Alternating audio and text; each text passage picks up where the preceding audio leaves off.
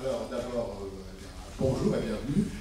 Merci d'être venu pour cette nouvelle séance qui s'inscrit dans le cadre, vous savez, de la 25e édition de Cité Philo. Bon, et qui est dans le cadre aussi d'un partenariat entre l'UPJV, l'Université donc Picardie Jules Verne d'Amiens, dont nous avons ici deux représentants, et l'Université populaire d'Amiens. Bon. Alors, Cité Philo, vous présentez très rapidement, bon, organise de nombreuses manifestations dans les Hauts-de-France. Au départ, c'était essentiellement, bien sûr, Nord-Pas-de-Calais, pour la simple raison que la région, vous savez, était encore cette petite région avant qu'elle gagne en dimension et en importance grâce à la Picardie. Bon, alors, désormais, donc, il y a aussi, et ça s'est étendu, des manifestations donc, à Amiens. Cité Philo a 3 volets.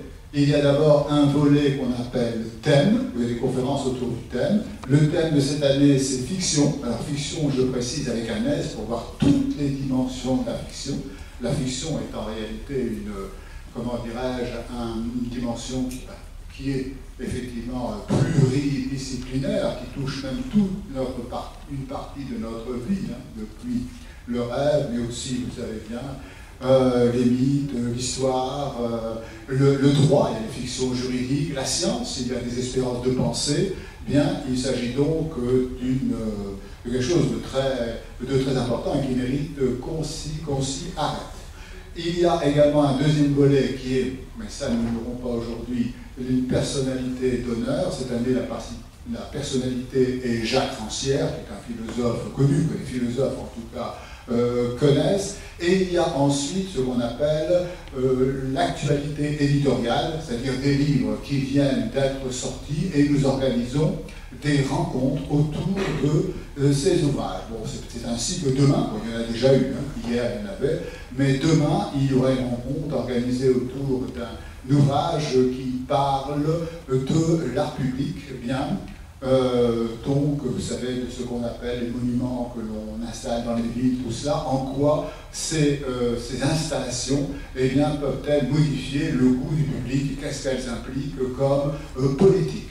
Alors, ceux qui le souhaitent, bien sûr, pourront venir, c'est demain, cette fois, c'est à la Maison du Théâtre, à 18h30. Bon, vous pouvez remarquer, je viens de citer un lieu ici, la Maison du Théâtre, alors que nous sommes dans l'espace de Wailly, mais Cité Philo souhaite également diversifier les lieux de rencontre.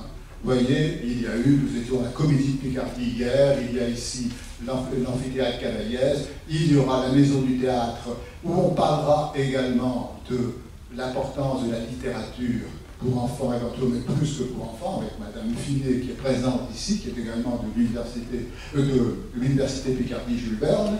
Voilà, alors aujourd'hui, il y a 2 interventions qui sont prévues. Bon, la première, puisque l'ordre a été décidé ici, la première sera prononcée par Stéphane Nirès. Stéphane Nirès qui est agrégé de philosophie, docteur en philosophie, qui a fait une thèse sur Deleuze. Bien, certains reconnaîtront peut-être quelques thèmes deleuziens à travers ses propos, et il va nous parler des séries. Vous savez, les séries, vous savez bien entendu mieux que moi, bon, étant donné l'importance des choses, c'est que c'est une forme cinématographique qui est tout à fait nouvelle et qui s'impose de plus en plus. Or, qu'apporte-t-elle de plus pour effectivement bien, la formation ou je ne sais pas, mais je vais laisser la parole pour cela, bien entendu, à Stéphane, et cela sera suivi donc d'une autre intervention qui sera cette fois-ci prononcée par Marion, bien, qui est doctorante et qui donc est également rattachée à l'Université Picardie Jules Verne et qui fait une thèse qui s'appelle « La communauté de recherche, la discussion comme modèle pour la réflexion philosophique et le cas pratique de la philosophie avec les enfants ». Vous voyez un peu le thème de la communauté et un cas pratique qui est celui, n'est-ce pas, de la philosophie avec les enfants. Bien entendu, là il sera question de nouveau de la fiction, vous voyez, la fiction sous la forme des séries, ici la fiction sous la forme de la littérature qui est destinée aux enfants, mais qui peut être, qui doit, Marion vous expliquera cela, être formatrice bien sûr, et puis en quoi il peut y avoir une interrogation philosophique avec les enfants pour exploiter le mot est mal dit, pour effectivement, disons, mettre à profit ces lectures. Voilà, alors je vais maintenant laisser la parole à Stéphane, et je vous souhaite bien sûr une bonne séance. Il est bien évident que chaque intervention peut être suivie d'une discussion, d'un débat, c'est le principe de ce genre de rencontre. Bien, à tout à l'heure. Stéphane. Merci Francis. Bonjour. Vous pouvez enlever le masque si vous souhaitez. Oui, tu peux enlever le masque, si tu le souhaites. Allez. Je vais remettre le mien. Alors, il faut déjà que je vous prévienne de quelque chose. Donc, je vais vous parler de séries. Et je crois que malgré mes efforts, je vais spoiler absolument tout. Voilà, ça va être. Soyez indulgents de ce côté-là. Il y aura des spoilers partout. Bien. Alors, en fait, tout part d'une insatisfaction de ma part à propos de la production philosophique sur les séries télé telle qu'elle s'est faite depuis à peu près une quinzaine d'années maintenant. Depuis une quinzaine d'années, on a vu paraître un certain nombre d'ouvrages de philosophie qui sont consacrés aux séries. Et que si on devait les classer, on pourrait ramener en deux grandes tendances, deux groupes. Le premier groupe, ce serait une manière d'aborder les séries comme un support pédagogique. Et donc une manière de prendre une série télé comme l'illustration de concepts, de problèmes qui se sont posés, qui ont été élaborés dans la tradition philosophique et qui peuvent par exemple se trouver rassemblés dans le programme de philosophie des classes terminales. Donc ça, ce serait une première approche, et puis il y en aurait une deuxième, qui serait plutôt une approche monographique, cette fois, et qui chercherait cette fois à dégager le discours philosophique, qui serait développé par une série singulière. Donc là, du coup, ça veut dire qu'on ne prend plus la série comme la simple illustration de concepts d'une tradition philosophique, de concepts élaborés ailleurs, mais on considère que la série est capable de produire une pensée originale et que donc on va essayer de la dégager. Alors, exemple de cette démarche, le livre de Tristan Garcia qui l'a consacré à la série Sexedanda. Donc c'est au PUF, je crois qu'on a quelques exemplaires là. Alors, donc, si on devait considérer la production philosophique de ces 15 dernières années en France, en tout cas, voilà globalement à quoi on peut la résumer, ces deux types d'approches. Et moi, il m'a semblé qu'au fond, c'était pas tout à fait satisfaisant, parce que il me semblait que ces deux approches passaient à côté de quelque chose d'essentiel. À savoir qu'aucune de ces approches ne s'attache finalement à la spécificité de l'objet lui-même, à savoir ce qui fait qu'une série est une série. Ce qui fait que c'est une série et pas un film, par exemple. Alors, et ça on peut le résumer en deux points. D'une part, la forme sérielle, et d'autre part, son mode de diffusion télévisé.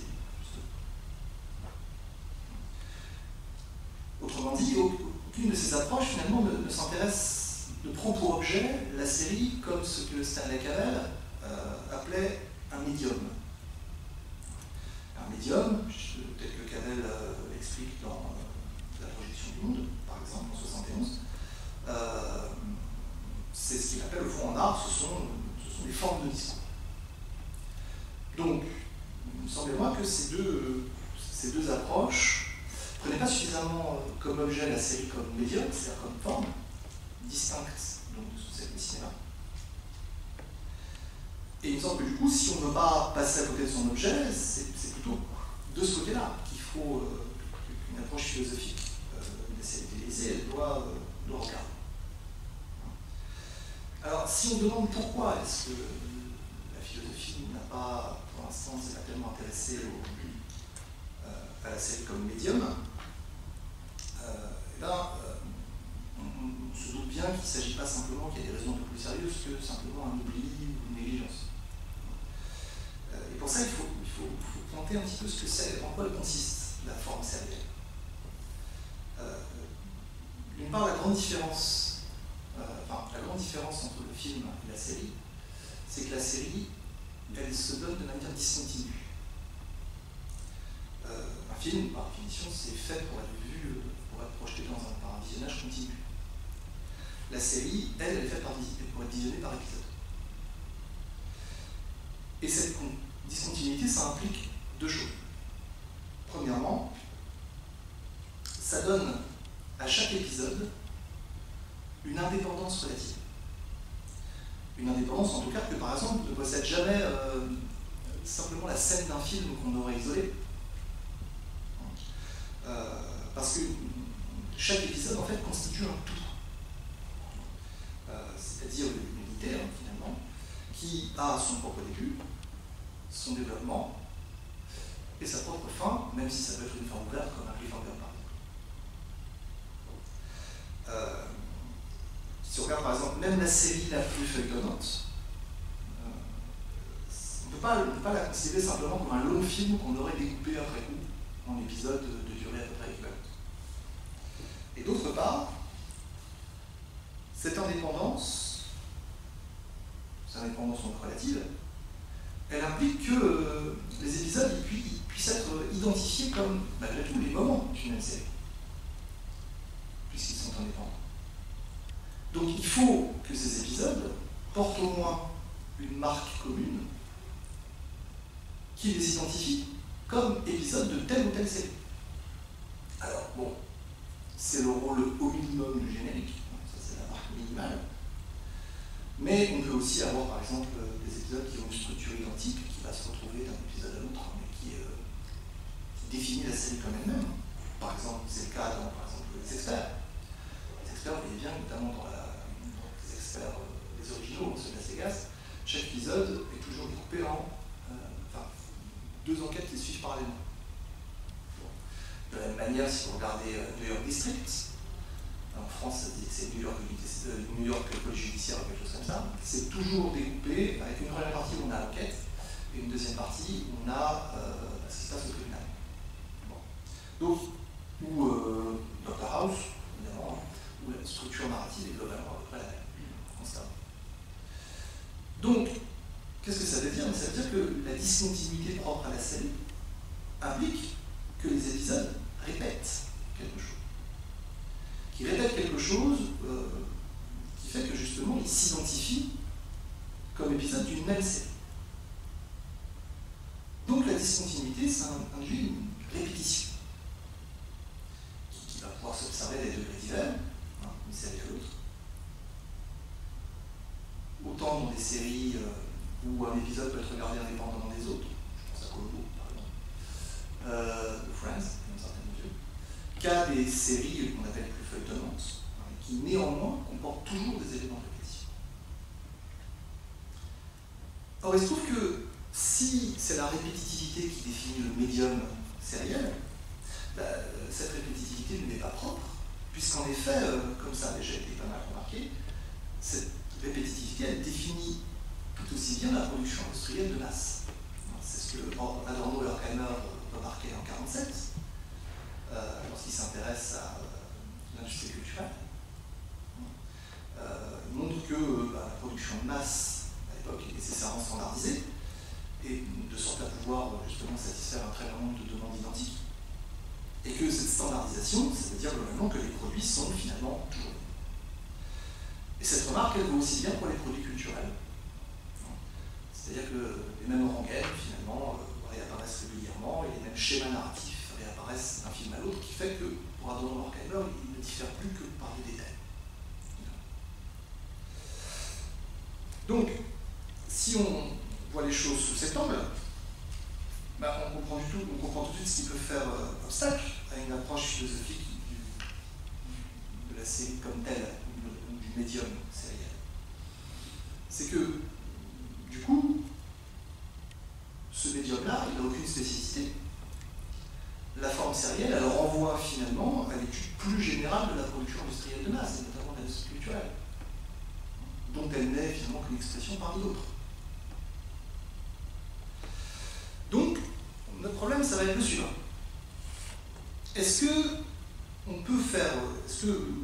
le médium sériel peut faire l'objet spécifiquement d'une étude philosophique, ou bien est-ce que finalement la forme sérielle renvoie seulement à chaque fois à la forme de la production industrielle de masse, donc par rapport à laquelle la série télévisée n'a absolument aucune spécificité. Bon. Alors demander ça, évidemment, ça revient à demander s'il existe un moyen de considérer le médium sériel autrement que comme une expression de la logique de la production industrielle. Et donc, pour savoir ça, on va voir si on peut dégager des usages du médium sériel qui permettraient de ne pas le réduire à la seule logique de la production de masse. Et pour éviter le reproche qu'on peut faire notamment aux deux approches que j'ai mentionnées tout à l'heure, et notamment à une démarche pédagogique, on va le faire à partir des séries télévisées elles-mêmes. C'est-à-dire on va chercher ces usages dans les séries elles-mêmes.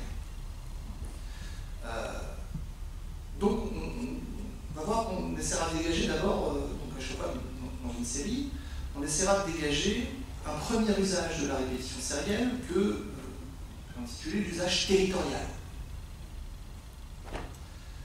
En tant que justement la répétition sérielle permet de se constituer un territoire, ce qu'on pourrait appeler un chez-soi. Et on va le faire à partir d'une série assez récente, une série Marvel, étonnamment, qui s'appelle Vendavision. Dans un second temps, on essaiera de décrire un second usage, qu'on peut appeler l'usage dystopique, et par lequel le médium sériel permet d'exposer ce que la réalité quotidienne peut avoir d'intolérable. Et on le fera à partir d'une série qui commence à être un petit peu connue, qui est La Savante éternelle. Et enfin, dans un dernier temps, on essaiera de voir s'il y a un troisième usage qui serait de nature à finalement à utiliser la répétition sérielle pour y mettre fin. Et ça, on l'explorera, on le cherchera dans une série HBO qui est toujours en production aussi et qui s'appelle Westworld. Alors, c'est là que les spoilers commencent. Pour ceux qui ont regardé Vendavision par hasard, donc ça c'est disponible sur Disney+, beaucoup ont été déroutés par les premiers épisodes de la série, au moins les 7 premiers, parce que, au fond, chaque épisode est tourné à la manière d'un épisode d'une sitcom américaine classique représentant une décennie particulière. C'est-à-dire, le premier épisode s'est tourné comme un épisode de Dick Van Dyke Show, qui reprend tous les codes du Dick Van Dyke Show, réenregistré, la totale, en réglant tout. Le deuxième épisode, c'est un pastiche de Ma sorcière d'année, en anglais Bewitched. Et c'est même dans le deuxième épisode, je crois qu'on passe à la couleur, parce que le passage à la couleur, c'est fait pendant Ma sorcière d'année aux États-Unis. Donc, et toute la production américaine de sitcom, de chaque décennie, en fait, elle est pastichée comme ça, dans un épisode, jusqu'à l'épisode 7. Alors, c'est pas juste un exercice de style, totalement gratuit. Si on regarde un petit peu la série, on comprend que le monde dans lequel le personnage principal, qui est Vanda, donc c'est en fait une fiction. Donc Vanda, dans l'univers de Marvel, c'est une sorcière. Donc c'est une fiction qui est créée par elle et qui s'étend sur toute la petite ville dans laquelle elle habite, qui s'appelle Westview. Et alors, les habitants de la ville s'y trouvent eux-mêmes transformés en personnages de sitcom. Ils sont contraints, donc, par un contrôle mental qu'elle exerce sur eux, d'assumer des rôles qui correspondent donc, à l'univers de la sitcom qu'elle joue. Et donc ce que voit le spectateur, c'est finalement le monde voulu par Vanda, la vie dont elle rêve. Alors on comprend aussi dans l'épisode 8, la raison de cette construction qui est un petit peu bizarre, c'est que, alors il y a une série de flashbacks dans l'épisode 8 qui montre finalement Vanda petite, qui grandit donc dans un pays anglais, où règne une sorte de chaos. Et on voit que son père rapporte, comme il le fait régulièrement, une valise pleine de VHS. Et c'est des VHS qui ont fait des sitcoms américaines. Et lorsqu'il ouvre la valise, on y voit donc des sitcoms classiques, par exemple des sitcoms qui sont pastichés par la série elle-même, comme par exemple on y voit le Dick Van Dyke Show, on y voit Bewitched. Et puis des sitcoms historiques comme I Love Lucy, puisque c'est historiquement la première sitcom en 1951. Et donc on comprend que c'est la projection de ces sitcoms en famille qui est un moment apparemment actuel, qui est un moment qui se fait régulièrement, et c'est à ces projections que Vanda, enfant, prend un vif plaisir, alors que dehors, on regarde par la fenêtre, on voit des gens qui se battent, parce que dehors c'est toujours la guerre. Bon. Et bien, en faisant ça, en fait, la série, ici, Vendavision, elle tient un propos sur ce que c'est qu'une série télé. Parce qu'on se rappelle qu'une série, l'un des traits qui distingue une série d'un film, c'est que la série, c'est un spectacle domestique. C'est-à-dire qu'elle n'est pas destinée à être projetée dans un espace public, elle est destinée, un espace public comme une salle de cinéma par exemple, elle est destinée à la vie privée. Bon. À l'espace domestique de la vie privée. Or, la vie privée ou la vie domestique, c'est pas quelque chose qui va de soi. C'est le résultat d'une construction, ça a été beaucoup remarqué. C'est un chez-soi, c'est pas donné. Il faut l'instituer. Or, comment est-ce que ça s'institue, un chez-soi? Eh bien, ça s'institue par des habitudes. Un chez-soi ou un territoire, si on veut, ça s'institue par des habitudes. Et comment est-ce que ça s'institue l'habitude? On peut définir assez facilement ce que c'est qu'une habitude. Je vais dire. L'habitude, elle apparaît par la répétition d'une même séquence.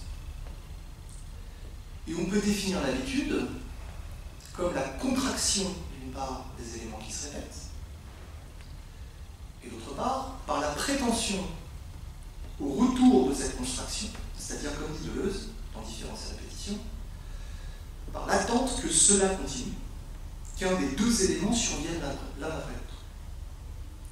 Ou si on veut une définition plus simple, l'habitude, c'est l'anticipation de l'avenir sur le modèle du passé. Donc, de ce point de vue-là, alors, qu'est-ce que c'est qu'un chez-soi? Si je dis qu'un chez-soi, ça correspond à... Enfin, ça se constitue en instituant des habitudes, ben, chez-soi ou son territoire, ben, finalement, c'est l'espace dans lequel je peux dire que la contraction prétend à son succès, prétend avec succès à son retour. C'est-à-dire, en termes plus simples, c'est l'espace où ce à quoi je m'attends généralement se produit. Tandis chez moi, c'est l'espace, c'est là où je sais à quoi m'attendre. Pour le dire autrement, chez moi, c'est là où j'ai les habitudes. Et on a souvent fait le lien, jeu de mots, entre habiter et s'habituer.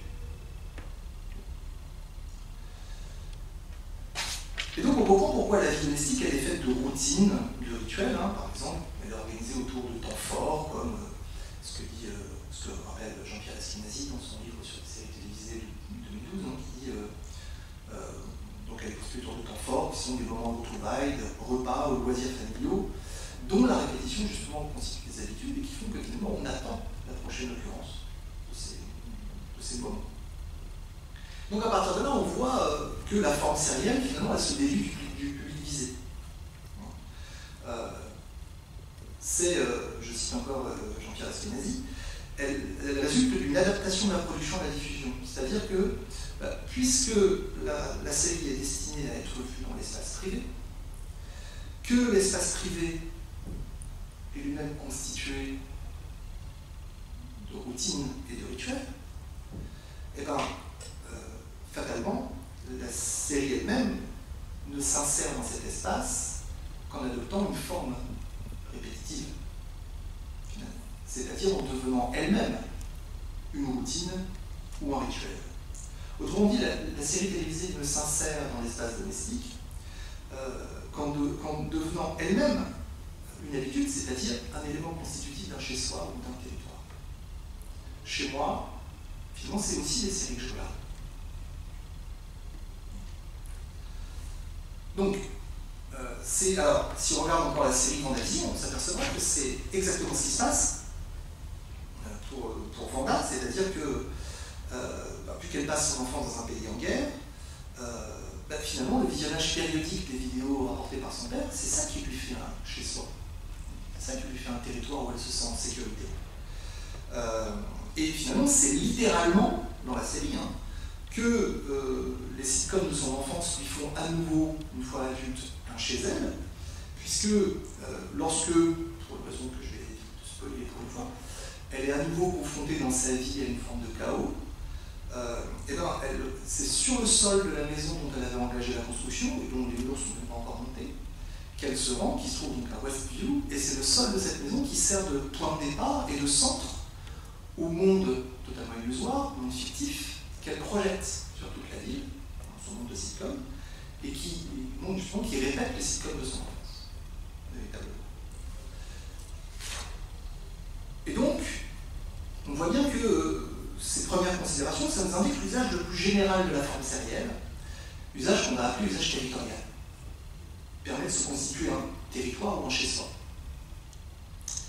Mais déjà, on voit bien que c'est un usage qui est un peu ambigu. Parce que si on tient compte de toutes ces considérations, ça ne permet pas vraiment de dégager la forme sérielle de la logique de la production industrielle. Au contraire, même en fait. Il se peut que par la forme sérielle, si la forme sérielle nous permet de nous faire un chez-soi, et bien ce soit un chez-soi qui soit fait au sein même de la production industrielle. C'est-à-dire que finalement, la forme sérielle ou le médium sériel nous apprend à habiter la production industrielle de base.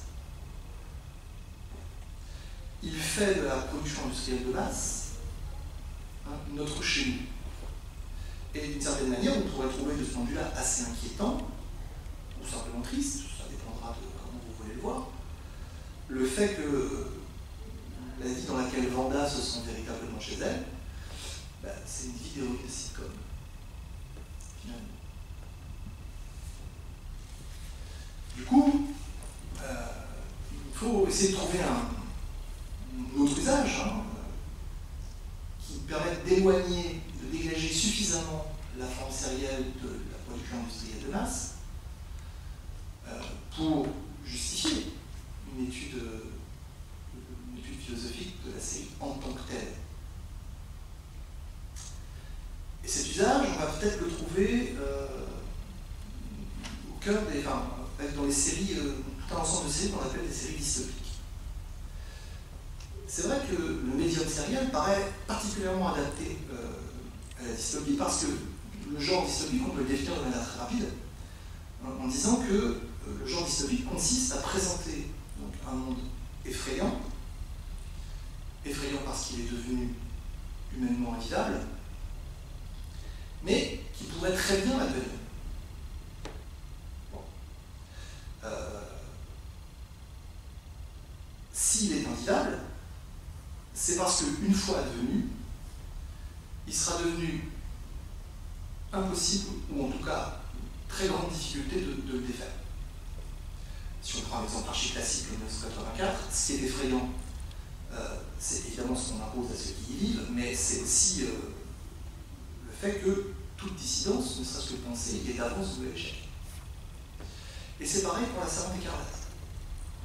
La République de Gilead, qui est décrite dans la série, à partir du roman de Margaret Atwood, elle est terrifiante par la situation évidemment qu'elle fait aux femmes, mais aussi par l'extrême difficulté d'y concevoir une résistance possible.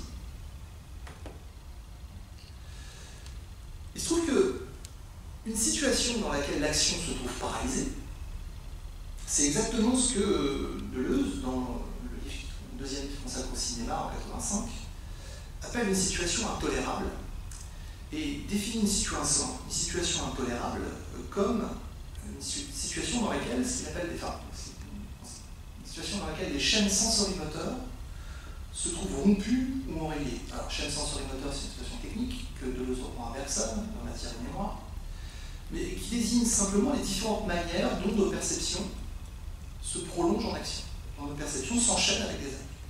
Bon. C'est-à-dire, par la perception, je suis interpellé ou sollicité d'une certaine manière par le monde qui m'entoure, et à ces sollicitations, je réponds par une action appropriée. Voilà ce que c'est que les chaînes sensorimoteurs.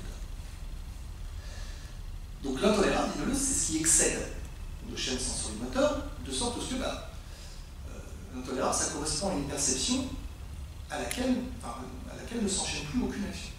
Donc on n'a pas de réponse pertinente ou appropriée à ce qu'on perçoit.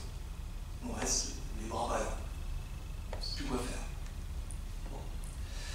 Et il est à noter que ce que Deleuze comprend comme l'intolérable, c'est pas simplement un événement, même de très grande ampleur, mais c'est, je cite, l'état permanent d'une réalité quotidienne. Autrement dit, ah oui, le monde de l'action, c'est d'abord le monde de la vie quotidienne.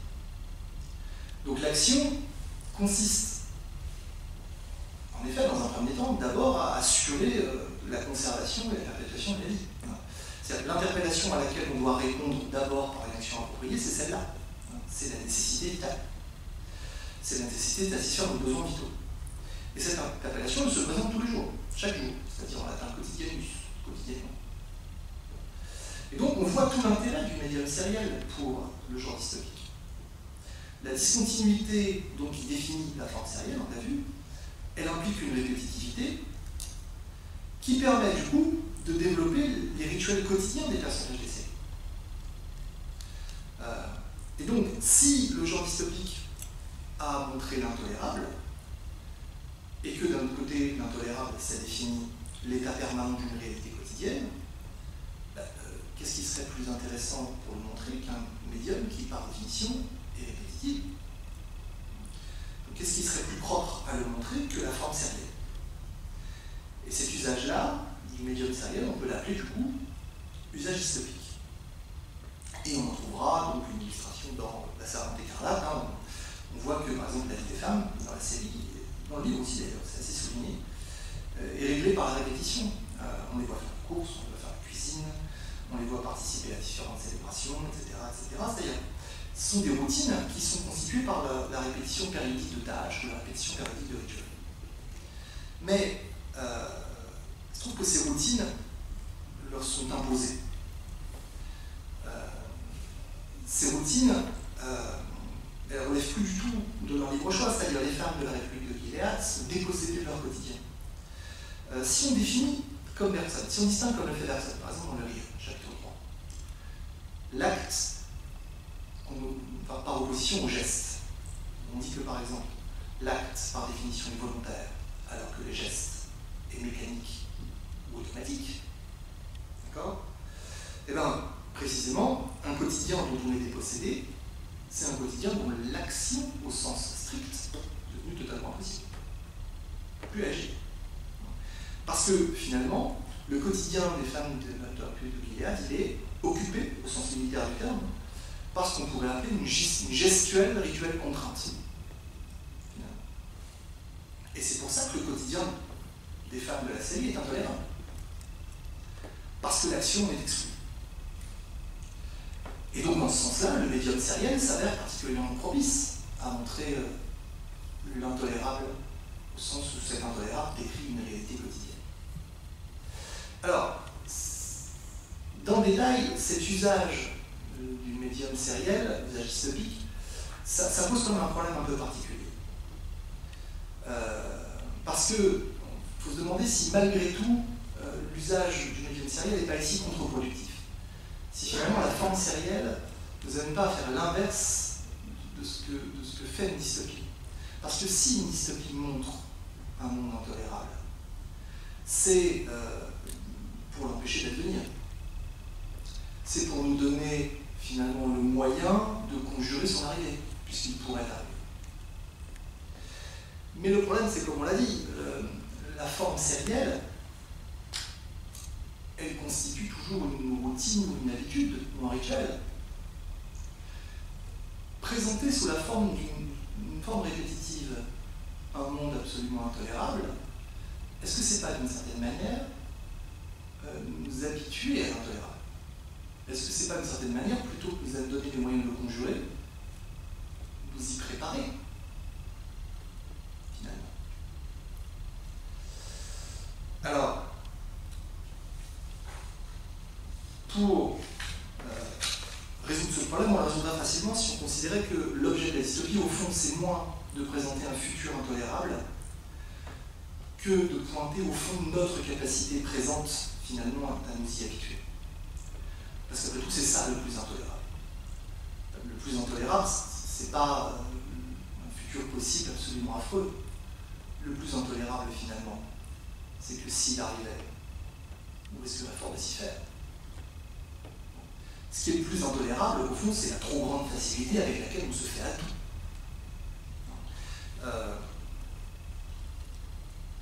Et donc, alors, il se trouve que c'est explicitement pris comme thème, par exemple, dans La Servante écarlate, puisque dans le premier épisode, et c'est un dialogue qui se trouve aussi dans le livre, dans le premier épisode, après avoir donc violemment exclu une des femmes du centre de rééducation qui veut leur dicter les nouvelles règles, donc celle qui sert de professeur, d'une certaine manière, dit aux jeunes femmes qui sont là, je cite, « Mesdemoiselles, je sais que tout cela doit vous sembler très étrange, mais l'ordinaire, c'est ce à quoi vous êtes habitués. Tout ceci ne peut pas vous paraître, tout ceci, pardon, peut ne pas vous paraître ordinaire pour le moment, mais ça le sera après un temps. Tout cela deviendra ordinaire. » Donc, si on considère que, finalement, l'objet de la dystopie, c'est la facilité à nous habituer à tout, à nous faire à tout, alors, dans ce cas-là, on comprend mieux l'usage dystopique du médium sériel. Il s'oppose à l'usage territorial, puisque d'une certaine manière, il le déjoue. Si l'usage territorial, c'est celui par lequel on se fait un chez-soi, y compris de la production industrielle de masse, l'usage dystopique prend justement précisément pour objet cette trop grande facilité avec laquelle nous habitons n'importe quoi. Même le pire. Et pourtant on ne peut pas être totalement satisfait. Parce qu'on voit bien qu'il reste une ambiguïté. Une série dystopique, elle ne peut prendre comme objet notre trop grande facilité à nous habituer qu'en devenant elle-même une nouvelle habitude. C'est-à-dire que elle ne peut fonctionner, elle ne peut déjouer l'usage territorial qu'en se fondant sur lui, qu'en fonctionnant aussi de manière territoriale.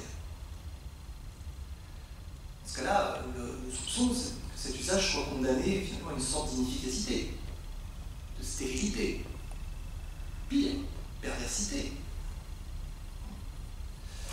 Alors il manque quelque chose pour dégager l'usage dystopique de ce soupçon, ce serait d'arriver à comprendre comment on pourrait utiliser la répétition sérielle, non pas simplement pour fabriquer une habitude, mais pour mener justement la répétition à son terme. Et donc, c'est ce qu'on voudrait chercher dans un moment à propos d'une série HBO qui s'appelle Westworld. Alors, Westworld, décrit un truc un peu particulier, un point d'attraction un peu bizarre, puisque les visiteurs ils ont affaire à des robots humanoïdes qui jouent tous le rôle d'un personnage de western. Et les choses se passent exactement comme dans un jeu vidéo. Pour ceux qui sont coutumiers du jeu vidéo, vous jouez un personnage qui, d'un seul coup, rencontre un autre personnage, et la rencontre avec ce personnage du jeu vidéo déclenche tout un ensemble de réactions de la part du personnage que vous rencontrez, qui engage des quêtes, et ainsi de suite, et vous commencez le jeu. Mais là, c'est la même chose, sauf que c'est pas dans un jeu vidéo, c'est dans un parc physique, et que ce sont des androïdes, des robots humanoïdes. Donc leur comportement obéit entièrement à ce qu'on appelle un script, et ce script il va définir la réaction hôtes, hein, c'est comme ça qu'on les appelle, aux sollicitations des visiteurs. Ou l'enchaînement de leurs actions lorsque les autres ne les sollicitent pas. On va prendre le cas d'un personnage qui est Dolores, qui est l'hôte le plus ancien du parc, hein, qui a été créé dans la série 40 ans auparavant. Et donc, elle commence sa journée, alors invariablement, par une conversation avec son père, parce qu'elle se lève. Ensuite, elle va en ville, Sweetwater, elle fait des courses au drugstore. Invariablement, quand elle ressort, elle fait tomber une conserve, qui est ramassée par un autre hôte qui s'appelle Teddy, qui est le cow-boy gentil dans l'histoire. Sauf, alors il ne la ramasse que si aucun visiteur ne le fait avant, parce qu'en ramassant, il va entamer une interaction de reste qui va déclencher potentiellement une quête, quelque chose comme ça. Donc voilà comment ça se passe. Alors, ce script-là, c'est intéressant parce que c'est exactement une illustration de ce que Bergson ou Deleuze appelle le chêne sensorimoteur. C'est exactement ça. C'est-à-dire, alors ici, le chêne sensorimoteur, il prend la forme d'un programme informatique. Et c'est vrai qu'un programme d'informatique, c'est normalement stocké, c'est une série d'instructions dont on dit qu'elle est stockée dans une mémoire. Mais il faut faire attention à ce terme-là, parce que c'est pas une mémoire au sens où on entend les codes. C'est pas la capacité qu'on aurait de se rappeler un passé. Parce que pour les autres, chaque exécution du programme se fait de manière totalement indépendante des exécutions précédentes. Dolores peut vivre 50 fois de suite la même journée, elle la vit de la même manière. Ce que dit Deleuze ici, la répétition ne change rien dans l'objet qui se répète. Chaque itération de sa routine ou de son script,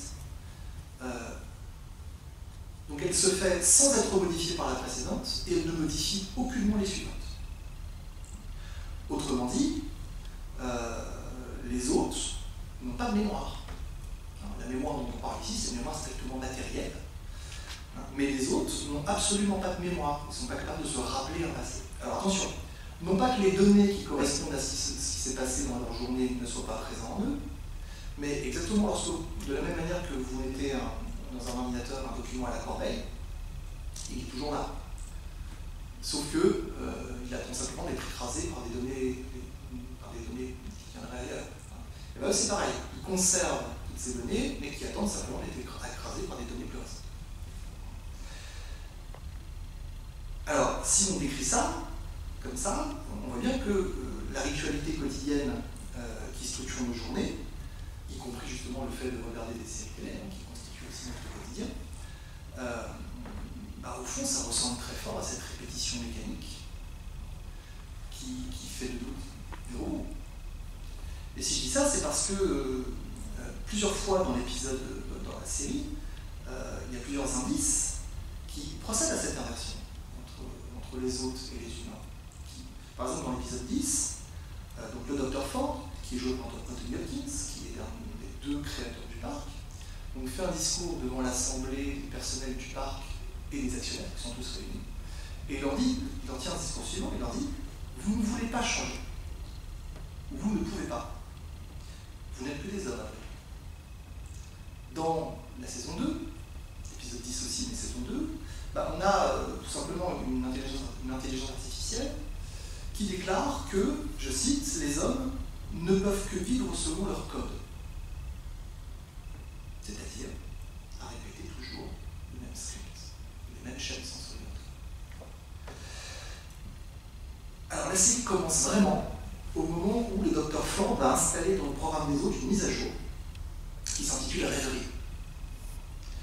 Alors, et qu'est-ce qu'elle fait cette mise à jour? Comme je disais que les hôtes conservent en eux les données des réalisations de leur double précédente, mais n'ont pas accès, et bien cette mise à jour leur donne accès à toutes ces données. Bon. Mais alors, il faut se rendre compte de ce que ça veut dire. Les autres ont effectué les mêmes cycles narratifs, des centaines, des milliers, probablement même plus que ça pour Dolores qui est là depuis 40 ans, d'accord, peut-être des millions de fois. Et évidemment, en fonction des actions des visiteurs, ils ont pu varier. Le déroulement des cycles narratifs ont pu varier. On prend Dolores, par exemple. Elle termine sa journée par un retour à la ferme de son père accompagné de Teddy. Ça, c'est comme ça que ça se passe. Et alors, la série montre plusieurs choses. Certains soirs, elle va trouver son père assassiné par des brigands. D'autres soirs, elle le trouve assassiné par des visiteurs. D'autres soirs encore, elle rentre à temps et dédie tuer des brigands. Ou se fait tuer s'il s'agit de visiteurs. Il arrive encore d'autres soirs que, lorsqu'elle rentre, elle tombe sur, pire que tout ça, l'homme en noir, qui est un personnage très inquiétant qui est joué par Ed Harris, qui la violente. Il se peut aussi qu'elle, d'autres soirs, elle-même se fasse violenter ou violer par des visiteurs. Et il arrive encore qu'elle ne rentre pas du tout, parce qu'elle a été emportée dans l'exécution d'un autre script dans sa journée avec un visiteur. Comme c'est le cas, par exemple, pour sa rencontre avec un autre personnage, qui est le jeune William. Donc vous comprenez bien que lorsque les hôtes accèdent à leur mémoire, en fait leur mémoire c'est un nombre indéfini de variantes alternatives de la même journée ou de la même histoire. C'est ce que Borges appelle le jardin sentier qui diffuse. C'est exactement ça. C'est-à-dire, c'est le jardin sentier qui diffuse, dans les fictions de Borges, c'est un livre fictif, écrit d'après Borges par un dénommé Sulpen, qui a cette particularité, c'est que dans une fiction normale, lorsqu'un personnage a un choix à faire, forcément, il choisit, donc la fiction adopte l'un des deux choix, une des possibilités, et supprime les autres. Donc on suit comme ça de manière linéaire. Dans le jardin sentier qui bifurque, on adopte tous les choix qu'on développe en même temps. Bon. Et bien là, c'est exactement la même chose. Et comme le jardin est, dans les dires du philologue dans la nouvelle Le jardin sentier qui bifurque, un labyrinthe, je précise que le labyrinthe est le sous-titre de la saison Argosford. Donc comme le jardin est un labyrinthe, on ne s'étonnera pas que les autres commencent d'abord par s'y perdre. Comme au début de l'épisode 5, où Dolores vit plusieurs versions divergentes de ce qui est passé, et elle n'arrive pas à distinguer ce qui est présent et ce qui est passé. Bon. Alors ici, on trouve un troisième usage de la répétition matérielle, la répétition sérielle, pardon. On peut appeler, faute de mieux, usage labyrinthique. Parce que cette nouvelle mémoire, on est d'accord qu'elle n'est possible que par la répétition des cycles narratifs. Et répétition qui va produire le nombre indéfini de variantes alternatives et finalement incompossibles qui va constituer la mémoire des autres.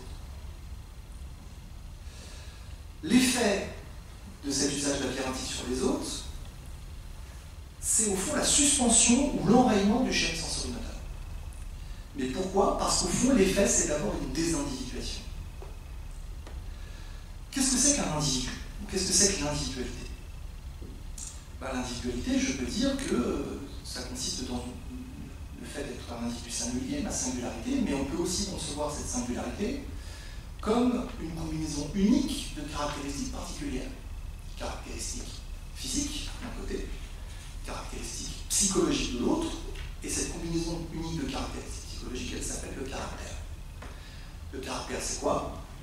C'est l'ensemble de mes réactions particulières au monde et aux autres. Et donc, Bergson, par exemple, définit le caractère comme tout simplement un agencement de chaînes sensorimoteur. Un agencement particulier de manière dont je vais réagir aux autres. C'est ce qu'il y a de tout fait dans notre personne, dit Bergson. Mais Bergson notait aussi, toujours dans le rire, que ce caractère, c'était toujours le résultat d'un choix entre plusieurs tendances. Plusieurs tendances divergentes et exclusives l'une de l'autre. Et du coup, on peut considérer le caractère individuel comme la solution à un problème consistant dans la coexistence de tendances divergentes ou incompossibles. Et bien, c'est exactement à cet état problématique que les autres se trouvent renvoyés lorsque leur remonte une mémoire labyrinthique. Ils se retrouvent dans un état où coexistent des versions divergentes ou incompossibles de la même histoire ou même de plusieurs histoires. Et donc, leur situation, ils ont à nouveau l'individu qu'ils étaient et qui ont été la solution se défait, et ils sont mis en demeure d'une certaine manière de trouver une nouvelle solution. À quoi? À cet énorme problème que constitue cette mémoire labyrinthique, c'est-à-dire à se faire une nouvelle individualité. En somme, l'usage labyrinthique, ça place les autres en situation d'avoir à changer, ou si on veut, d'avoir à devenir. Et donc on voit tout l'intérêt de l'usage labyrinthique ici, parce que c'est celui qui mène la répétition sérielle à sa fin, puisqu'il induit en devenir. Et donc on voit bien ici comment il serait de nature à fonder même l'usage dystopique, parce qu'il le dégagerait du coup du soupçon de stérilité ou d'inefficacité. Si l'usage dystopique peut prétendre à déjouer l'usage territorial, même en s'appuyant sur la répétition sérielle, c'est en faisant en même temps de cette répétition un usage labyrinthique, qui va mobiliser cette répétition pour induire un devenir. Ce serait vrai, alors ça ne peut être vrai que si la série ne se contente pas de montrer cet usage, mais le met en pratique. Et je vais terminer là-dessus, c'est ce qui se passe dans la série. Dans l'épisode 10 de la saison 1, et ça c'est le spoiler ultime, il y a un twist important. Dolores, elle est poursuivie par l'homme en noir, qui est joué par Ed Harris, qui est assez âgé, qui la violente. Et en même temps qu'elle est poursuivie par l'homme en noir, elle est recherchée aussi par William, qui lui en est amoureux, qui est beaucoup plus jeune et qui est amoureux d'elle. On apprend en fait, dans cet épisode, que l'homme en noir et William, c'est le même homme. C'est une seule et même personne. Simplement, c'est les deux arcs narratifs, donc l'affrontement avec l'homme en noir et l'aventure amoureuse avec William, sont simplement pas au même moment. L'homme en noir est au présent, William est au passé. En fait, William, c'est un souvenir. C'est l'homme en noir à sa première visite du parc. Et c'est un souvenir de Dolores, mais qu'elle confond avec le présent parce qu'elle est perdue dans sa mémoire labyrinthique. Elle n'arrive plus à distinguer ce qui est passé et présent. Mais évidemment, le choix d'insérer l'arc narratif William Dolores au milieu d'autres arcs narratifs présents, sans que le spectateur ait le moyen de distinguer l'un et l'autre, ça nous place, nous, dans la même situation de Dolores. C'est-à-dire, on ne sait plus distinguer le passé du présent. Et on est comme Dolores. On est perdu dans une mémoire labyrinthique. Au fond, Westworld, elle fait, avec ses spectateurs, exactement ce qu'elle montre à propos des personnages. Et c'est pour ça que c'est une série qui nous semble, justement, dans l'usage qu'elle fait de la répétition, capable justement d'entraîner les spectateurs dans un devenir. Parce que si une série, après tout, est répétitive, la répétition n'est jamais seulement un strict retour du même, on se doute bien. Le visionnage d'un épisode répète, mais il répète le visionnage des épisodes précédents, mais le contenu d'un épisode n'est jamais rigoureusement le même. En fait, chaque épisode constitue une variante des occurrences précédentes. Et ce sont ces variantes qui sont de nature à nous faire une mémoire labyrinthique. L'usage labyrinthique, qu'est-ce que c'est? C'est l'usage de la répétition qui fait remonter cette mémoire chez les autres, et si une série est bien faite, chez les spectateurs. Et je vous remercie.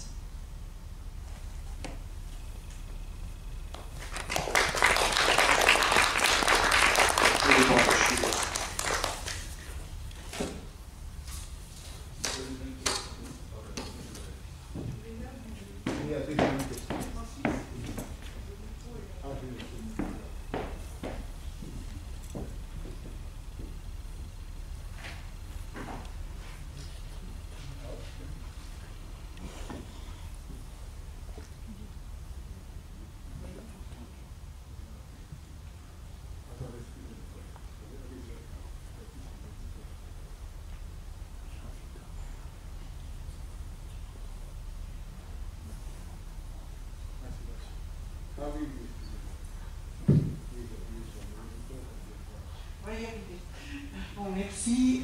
Alors moi j'ai une remarque à faire sur la série Westworld. Je suis entièrement d'accord avec ce que vous avez dit, je trouvais très éclairant. Mais j'ajoute juste une petite remarque, c'est que c'est une série qui a fait énormément travailler l'intelligence collective. Et donc il y avait, au moment de la première diffusion de la série, c'est-à-dire quand personne n'était au courant du twist final, il y avait toute une discussion qui se passait sur Reddit, donc qui était en anglais évidemment, sur les forums Reddit, qui a déclenché une avalanche de commentaires, mais qui fait que, je crois que c'était à l'épisode 6, l'intelligence collective avait trouvé la fin. C'est-à-dire avait trouvé que l'homme noir c'était William, et c'était extrêmement intéressant parce que c'était vraiment un travail de construction collective à partir des titres donnés aux différents épisodes, par exemple This Old Chestnut, qui était vraiment une mise sur la piste. Alors j'explique pour ceux qui ne connaissent pas l'anglais, This Old Chestnut, c'est une chanson américaine populaire très connue où on reprend toujours le même vieux refrain. En fait c'est ça, la traduction c'est le même vieux refrain.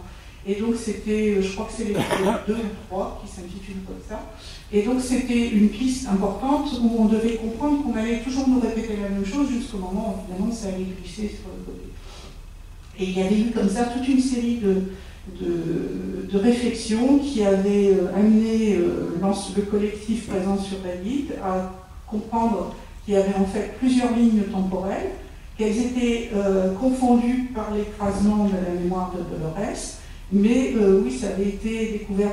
Ce qui veut dire que d'une certaine façon, les séries ne nous amènent pas, quand on les regarde, ni à se fondre dans un moule industriel préprogrammé, ni à accepter l'inévitable, mais au contraire à réfléchir collectivement, ce qui est vraiment une façon formidable de philosopher. Bon, j'ajoute aussi que c'est une série, moi, qui m'a passionnée, parce que c'est une série qui pose la question de qu'est-ce que c'est que la conscience? Qu'est-ce que c'est que la conscience de soi? Et puis une série qui amène à s'interroger justement sur qu'est-ce que c'est que la mémoire, le présent, le passé. Dolores n'a pas de mémoire, donc elle n'a ni présent, ni avenir, ni passé, enfin, elle n'a pas de temps. Et également sur quelle est la responsabilité personnelle, puisque finalement les visiteurs peuvent faire n'importe quoi aux autres sans aucun problème moral, puisqu'on chosifie l'autre, et c'est vraiment une réflexion très intéressante à mener. Alors là, non pas sur la forme des séries, mais sur le contenu de cette série, je trouve que c'est une série qui philosophiquement est absolument passionnante. Alors, je me permets, je suis entièrement d'accord avec vous. En réalité, là, je n'ai que à peine effleuré Westworld finalement, parce qu'en réalité, il y aurait énormément de choses à dire, énormément. Bon, j'ai toujours été frappé, puisqu'on parlait des titres. Quasiment tous les titres de la saison 1 ont rapport avec la musique, finalement. Ce qui renvoie dans la série au piano mécanique, qui est le symbole des autres. C'est Jonathan Nolan qui le dit lui-même dans les bonus du DVD. Donc il y a Jonathan Nolan qui est avec Liza Joy, donc le créateur de la série, qui est le frère de Christopher Nolan, qui est au scénario dans pas mal de films de Christopher Nolan, notamment Memento et puis Le Prestige, par exemple. Alors, moi, je suis d'accord, rigoureusement d'accord avec tout ça. Il y a toute une dimension aussi dans Westworld politique, évidemment.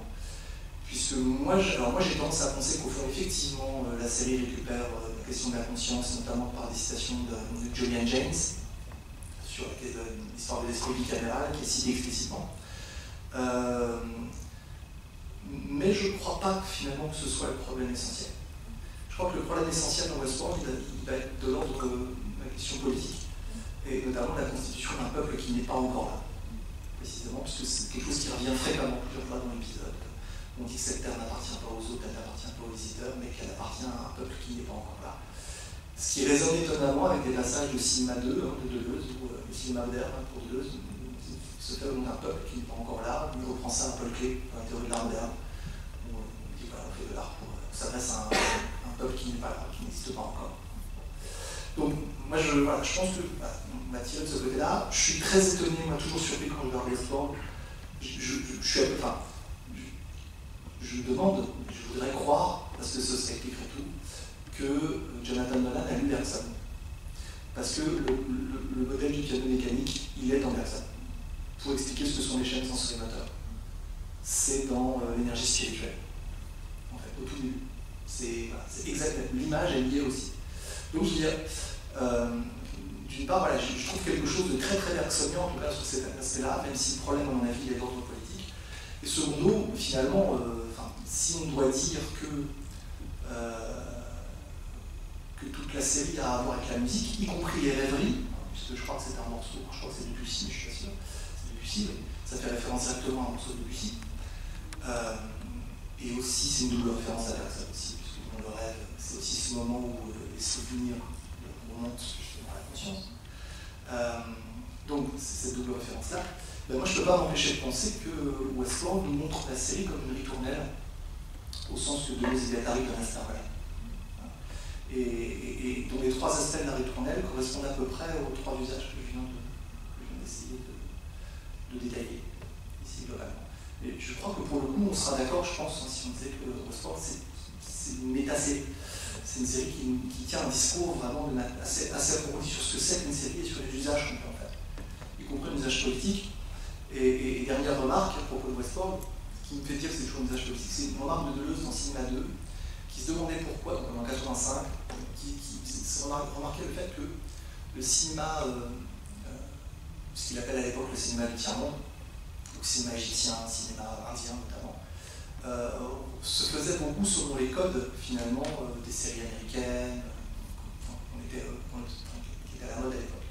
Et il dit, mais il se trouve que de toute façon l'esprit est saturé par ces images.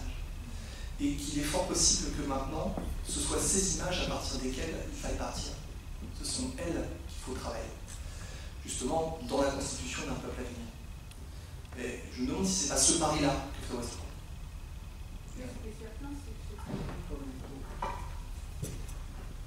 Ce qui est certain, c'est que c'est une série qui ne cesse de jouer justement sur le médium série télévision et cinéma, puisque c'est bourré d'allusions, de clichés, de parodies, des grands classiques. Alors Westworld, c'est d'abord un film. Oui, c'est un film de 72 voilà, ou quelque chose. Qui s'appelle traduit en français Monde Ouest. Oui, c'est ça. Et sinon, sinon des références il y en a partout. Je pense notamment à Ford, qui est à la fois référence à John Ford et en même temps à Ford industriel, puisque c'est celui qui crée les machines en même temps. Donc oui, il y a des références au cinéma, il y en a plein. Nous savons. Il faut vraiment la voir, la série, pour s'apercevoir qu'on a vraiment affaire à un western. Et puis on parle de jeu. Aussi. Et au monde qui est clos et oui. derrière lequel se trouve c'est aussi un monde clos artificiel, et il y a une fin à ce monde et on peut passer de l'autre côté. Et effectivement, c'est aussi au fil de la série, on voit apparaître ce monde des visiteurs, ce monde de l'autre côté, mais sachant que de l'autre côté du mur, il y a d'autres mondes qui sont aussi des mondes de jeu et pas des mondes réels. Enfin bon, il y a une espèce de mise en abîme qui est vraiment vertigineuse. Ça, on l'apprend dans la saison 2. à la fin de la saison. Oui, c'est vrai. Déjà. Oui, d'autres questions? Non? Oui? Je voudrais être un peu lié parce que tout simplement, je ne connais pas les séries auxquelles il est allusion, alors évidemment, ici. Mais ce qui m'a peut-être surpris, mais c'est peut-être mon incompréhension, tu insistes sur la dystopie. Bon, est-ce qu'il s'agit de quelque chose qui serait, comment dirais-je, caractéristique des séries, plus révélateur que d'autres des séries, ou est-ce que dans toute série, il y aurait cette dimension qu'on appelle dystopique? Alors, ce sera ce révélateur d'un certain monde, de notre monde, où effectivement cette crainte dans laquelle nous vivons, peut-être d'un avenir qui n'est plus si radieux que ça. Alors, je ne crois pas que toute série soit par définition dystopique. Enfin, là, pour le coup, il suffit de regarder des vieilles séries. Si on regarde une série, même des séries de poissons, genre Friends, ça n'a pas grand-chose à voir avec la dystopie. Mais, par contre, ce que je pense, ce que j'essaie de montrer, c'est que la forme sérielle elle est particulièrement bien adaptée au genre dystopique, précisément. Et c'est probablement pour ça que, même si le dystopie c'est un genre déjà ancien, avec les séries télé, ça a trouvé une sorte de second souffle. Je pense que la vivacité de la dystopie, actuellement comme genre, ça tient beaucoup à la série télé. J'ai cité La Servante écarlate, mais il y en aurait d'autres. Un peu particulière, c'est The Man in the High Castle, qui est tiré d'un roman de Philippe Cadic, qui là est une dystopie un peu particulière parce que c'est une uchronie. Là, la question, c'est pas quelque chose qui va arriver, mais c'est qu'est-ce qui se serait passé si c'était les Allemands et les Japonais qui avaient gagné la Seconde Guerre mondiale. Donc voilà, donc c'est bon, on part de là. D'une certaine manière, Black Mirror, c'est entièrement dystopique. Il y a rien en tout cas dans les 2 premières saisons qui sont des saisons tournées au sein de Channel 4, à partir du moment où Netflix rachète, c'est un petit peu différent. Mais les 2 premières saisons, il n'y a rien de joyeux. Donc, je pense effectivement que la forme sérielle, elle s'est trouvée particulièrement adaptée aux genres dystopiques, puisque justement elle peut montrer un quotidien. Et le quotidien justement dans ce qu'il a d'intolérable. Bon. Mais la série en elle-même, elle n'est pas en elle-même dystopique. Je pense pas.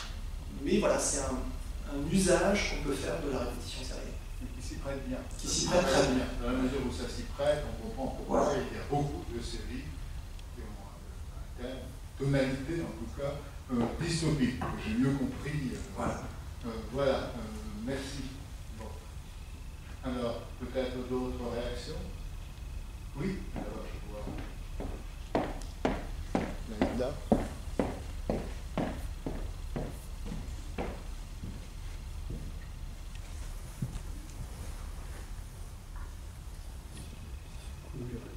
Merci beaucoup pour cette présentation, c'était extrêmement intéressant. Et je me suis posé une question à propos de votre premier moment sur les différents usages de la série, à propos du chez-soi. Et vous avez pris une caractérisation du chez-soi comme ce qui relève de l'habitude, ce qui relève du rituel. Et il y aurait peut-être une autre manière de définir le chez-soi, comme ce qui dépend, et je me demandais qu'est-ce que ça aurait comme conséquence pour penser la série, comme ce qui dépend d'un travail permanent chez soi, comme l'objet du travail domestique. Donc, et ça, il me semble que ça change les choses, parce que le chez-soi comme le lieu de l'habitude et du rituel présente le chez-soi comme un donné, alors que le chez-soi comme le lieu du travail de terre, en fait, donne une approche complètement différente. Et du coup, la série aurait un rôle dans ce chez-soi comme en permanence maintenu et objet d'un travail qui est différent de celui que vous définissez à partir de l'habitude. Voilà. Ma question portait sur ça. Donc, est-ce que ça change de voir le chez-soi comme l'objet d'un travail? Il me semblait que, précisément, il me semblait que l'habitude, justement, je ne crois pas que ce soit un donné. L'habitude, il faut qu'elle s'institue. Oui. Donc il me semble qu'effectivement, on pourrait penser tout à fait, je crois que c'est pas du tout, nos propos ne sont pas du tout exclusifs l'un de l'autre, puisque le travail peut aussi supposer une périodicité qui constitue précisément une habitude de ce point de vue-là. Donc, et l'habitude elle-même, elle n'est pas donnée du tout, et il faut justement il faut l'instituer. C'est Jean-Pierre Eskenazi qui rappelait dans son livre les séries télé de point d'avenir du cinéma, point d'interrogation.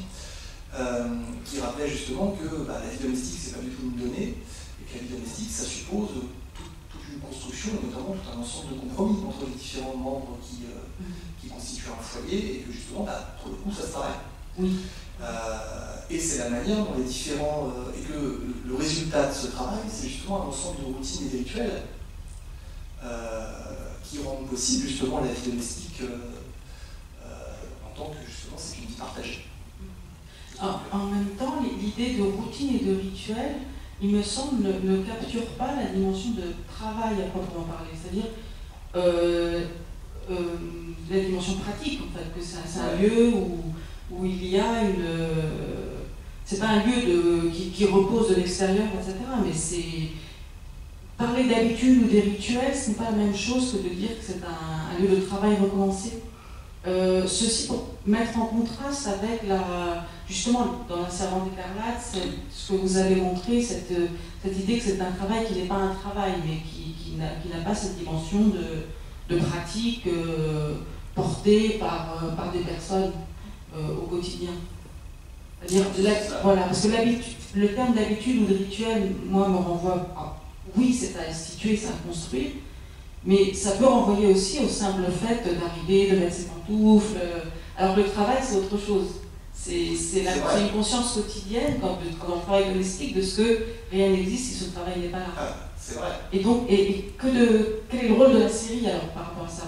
Par rapport à cette idée-là du chez-soi comme objet d'un travail permanent, qui répond à une pratique, une maintenance en fait.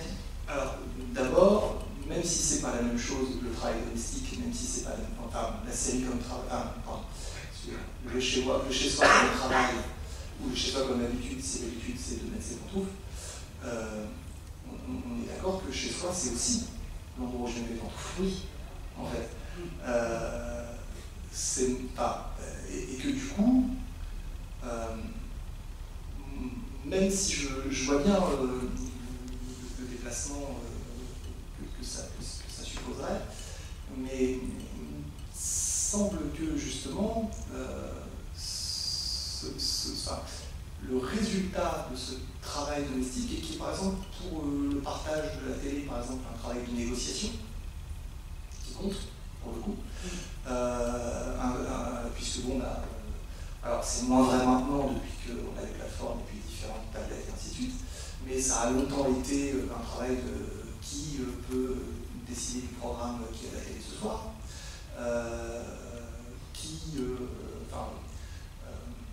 et ce en fonction de différents jours de la semaine, différentes heures de la journée, etc. Donc il y a un travail de négociation, et moi il me semble que le résultat de ce travail, c'est vraiment ça, c'est vraiment, pour le coup, c'est véritablement une habitude, mais alors moi je ne voyais pas comme quelque chose qui marche tout seul. L'habitude, c'est plutôt le fait de justement, il y a l'habitude à partir du moment où on s'attend à, on s'attend à quelque chose qui revient habituellement, revienne à nous. Bon. Et cette attente, elle peut être produite par le travail. C'est le travail lui-même qui peut donner lieu à une habitude aussi. Ou là, je sais que c'est le jour où je fais la lessive, par exemple. Ou c'est le jour où après on fait à manger, moi mon boulot, ma tâche à moi, c'est de faire la vaisselle, où je m'y attends. Donc, en ce sens-là, le travail, il institue des habitudes, et ça peut être un travail de négociation, ça peut être... Et c'est tout ça qui constitue la vie domestique. Mais moi, il me semble que le résultat de tout ça, si on veut, et c'est peut-être que le côté, ça donne l'impression que c'est un donné finalement, c'est que c'est un résultat.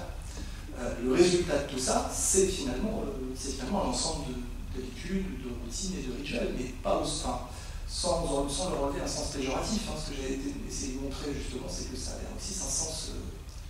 C'est la constitution d'un territoire, comme disent Olivier Gattari, finalement.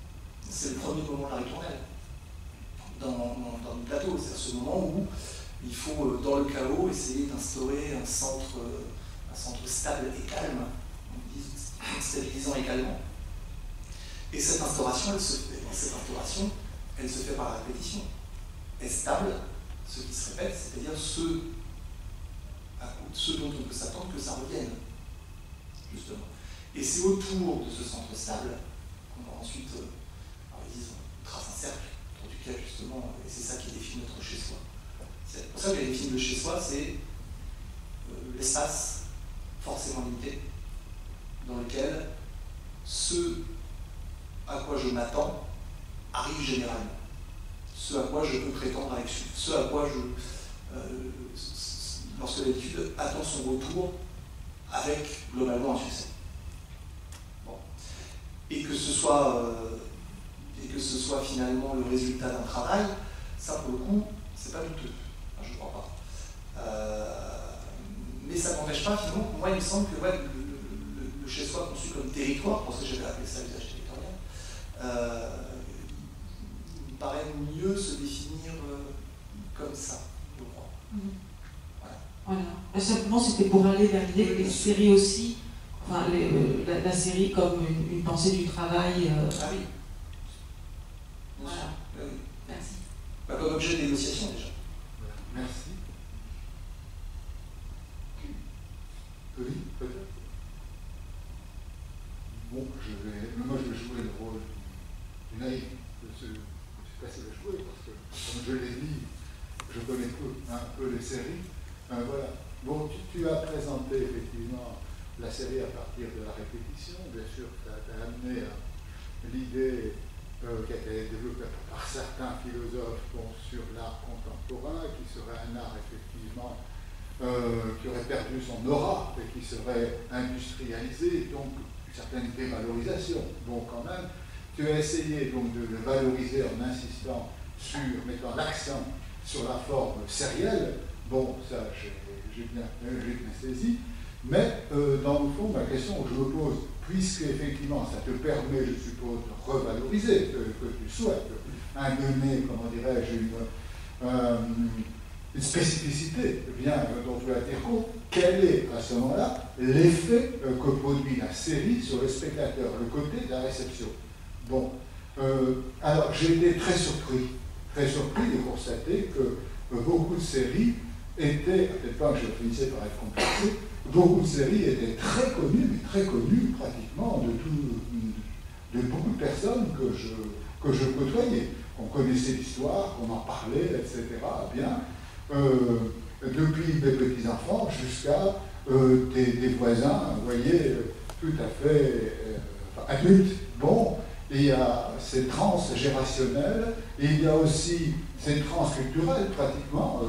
Les milieux cultivés, c'est la série est même valorisée maintenant, et aussi les milieux populaires. Bon, c'est quand même quelque chose qui est assez remarquable. Bon, il y a même à tel point aussi un engouement. J'ai entendu dire que lorsqu'il y a eu la fameuse la guerre des trônes, là, bon, il y a eu effectivement, quand les saisons se terminaient, les spectateurs, certains spectateurs écrivaient, protestaient, etc. C'est quand même un phénomène quasi sociologique, je dirais, sociologique. Est-ce qu'on peut donc, au-delà de la vision formelle, et c'est peut-être en rapport avec la conception formelle, la description formelle, voir effectivement un effet qui est quand même quasi sociologique et remarquable. Je ne sais pas si ma question est sans doute un peu décalée par rapport à ce que... Oui, mais c'est pas très grave parce que, bah, tu as raison, hein, par exemple, pour Game of Thrones, le final, ça a été pour HBO un record d'audience absolue. Le jour de la diffusion du dernier épisode, ils étaient à 19,3 millions de spectateurs. Ce qui pour une chaîne du câble, c'est quand même énorme. Et là, on ne parle que des visionnages légaux. Parce que Game of Thrones passe aussi pour la série la plus téléchargée légalement du monde. Voilà. Donc t'as raison, il y a quelque chose de l'ordre du fait extrêmement massif, un problème social, mais ça remonte aussi simplement à Lost.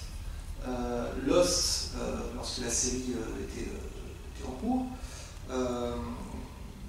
ça a donné en 2005 à la création d'un site qui s'appelle Lostpedia, donc un site sur le modèle de Wikipédia, qui s'appelle Lostpedia. Et donc, tous les personnes, vous aviez des spectateurs qui allaient sur le site et qui allaient faire des hypothèses sur le personnage, faire des hypothèses sur le devenir de l'intrigue, et ainsi de suite. Alors, Lostpedia, c'est traduit en 10 000 langues, et le site compte 27 000 articles. Pas mal. Bon. Donc, pour dire effectivement que tu as raison, c'est un fait absolument massif. Après, du point de vue de la répétition, je ne sais pas si je peux en déduire quelque chose de ce point de vue-là. Par contre, quand tu demandes quel effet ça fait sur les spectateurs, j'ai envie de dire, ça dépend de l'usage. Enfin, pas que le spectateur en fait, mais ça dépend de l'usage que la série fait de la forme répétitive, de la répétition. C'est ce que j'ai essayé de montrer ici. Et l'usage le plus général, c'est probablement ce que j'ai appelé l'usage territorial. C'est évident que la série, c'est devenu un marqueur, un marqueur de familiarité. C'est-à-dire, les séries qu'on regarde, c'est véritablement ce qui fait notre chez nous. Et on est familier au sens des personnages de série. Ça a beaucoup été remarqué, notamment par Sandra-Logie, entre autres, que si on s'attachait aux personnages de série, c'était moins par identification que par fréquentation et par familiarisation. Ça devient des familiers, finalement. Donc ça, c'est dans le cas, effectivement, où on fait de la série un usage territorial. Mais voilà, ce que j'essaie de montrer, c'est qu'il y en a d'autres. Et après, il faudrait dire aussi que peut-être Adorno et Horkheimer n'ont pas tout à fait tort non plus. C'est-à-dire qu'il se peut qu'effectivement, un usage de la série consiste à effectivement introduire, c'est la thèse du chapitre de l'industrie culturelle, sur l'industrie culturelle dans la directive de la radio, en 1947. Alors, ils ne connaissent pas les séries, puisque les premières, on considère que les premières séries télévisées, c'est 1951. Mais pour eux, le caractère standardisé de la production culturelle de masse, que ce soit cinématographique ou musicale d'ailleurs, ça a pour effet d'introduire la logique de la production industrielle de masse à un endroit où jusque-là elle n'avait pas le droit de citer, c'était dans l'espace domestique et dans l'espace privé des ouvriers, des travailleurs. Travailleurs qui passent leur temps dans les usines à fabriquer justement la production industrielle et qui d'un seul coup voient leur loisir colonisé finalement par la même logique. Pas du tout impossible qu'effectivement il y ait un usage de la série qui soit celui-là et qu'elle ait aussi cet effet-là. Moi j'ai simplement essayé de montrer que si peut-être on peut dire qu'elle a cet effet-là, en tout cas c'est pas le seul et qu'il y en a d'autres possibles et que parce qu'on a d'autres possibles, en tout cas ça vaut le coup d'étudier la série comme médium et que le médium sérieux ne se réduit pas à ça. Il ne renvoie pas systématiquement à la forme de la production industrielle. Mais il renvoie aussi. Il peut aussi renvoyer. La difficulté dans tout ça, c'est que la série, comme le cinéma, c'est un art industriel et c'est un art collectif. Et que donc, voilà, la difficulté est là. C'est-à-dire que j'ai cité Jonathan Nolan et Liza Joy comme créateurs de Westworld, et ainsi de suite. Bruce Miller comme créateur de La Servante Parade. Mais en réalité, on cite un créateur, mais comme un film, comme le metteur en scène, c'est jamais le seul. C'est qui le directeur photo, c'est qui les acteurs, quel est le scénariste. Bref, c'est un ouvrage, c'est un travail collectif, de toute façon. Et donc j'ai du mal à. Je crois que c'est une question à laquelle on a du mal à répondre a priori. En tout cas. Merci. Donc, oui, il y a une question, mais nous allons devoir passer à la deuxième. Donc, vraiment, la dernière question est rapidement, puisque nous terminons à 19h. Je ne voudrais pas que Marion Bérard, que notre invité, je ne voudrais pas que notre invité Marion Bérard se sente un peu lésée, alors qu'elle doit aussi nous parler de choses importantes. Voilà, également. Alors, très rapidement, je souhaite que la réponse soit rapide également.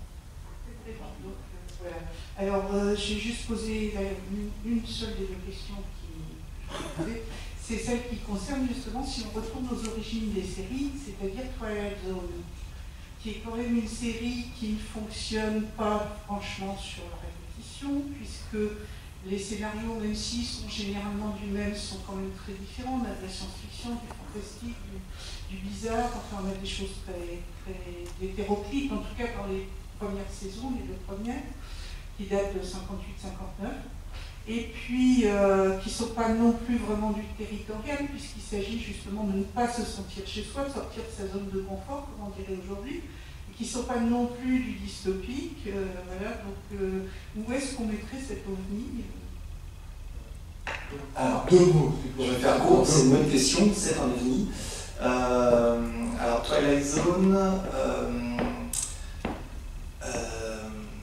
Alors,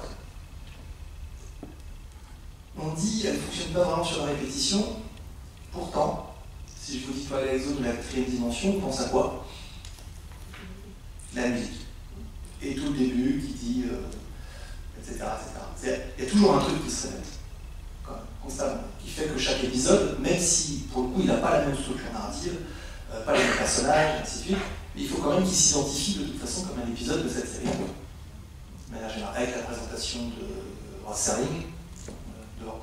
Voilà. Donc, après, effectivement, c'est un cas très particulier, mais j'ai pris 3 séries récentes, ce qui ne veut pas dire du tout que les usages que j'ai définis ici vont être trouvés simplement dans les séries récentes.